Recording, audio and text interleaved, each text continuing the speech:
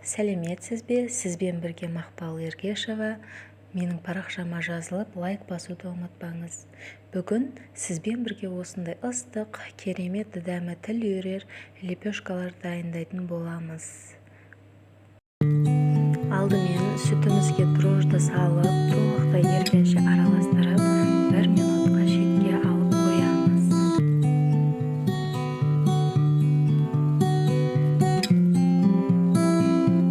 Содан кейін бізге керекті бір жұмыртқамызды, бір ас қасық шекер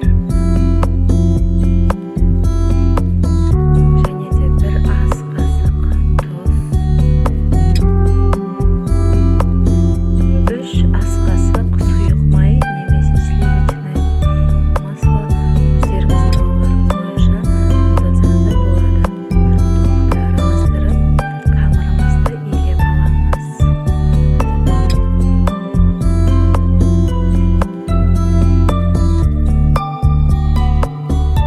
Дайын болған қамырымызды 1-1,5 сағатқа етіп жауып қоямыз. Көтерілген қамырымызды өздеріңіз қалауларыңыз бойынша майлап немесе сифон сүйегі арқылы суға қосаңыздар болады. Мен қамырды 4-ге бөлдім. Қалауларыңыз бойынша менде кішкене болып шықты.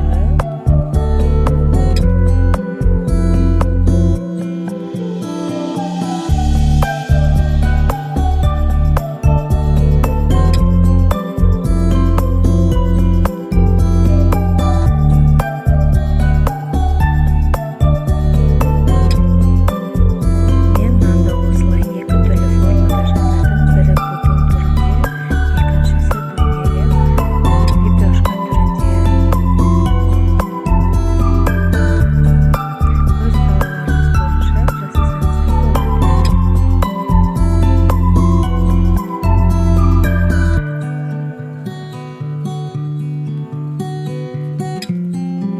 Дайын болған қамырымызды, нанымызды 5 минутқа тұндырып қоямыз.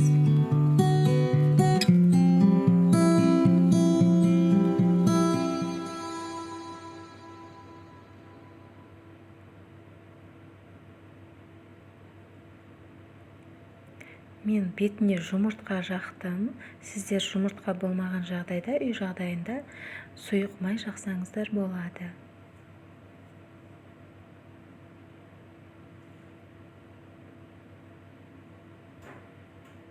Және де бетіне мен макпен күнжіт септім.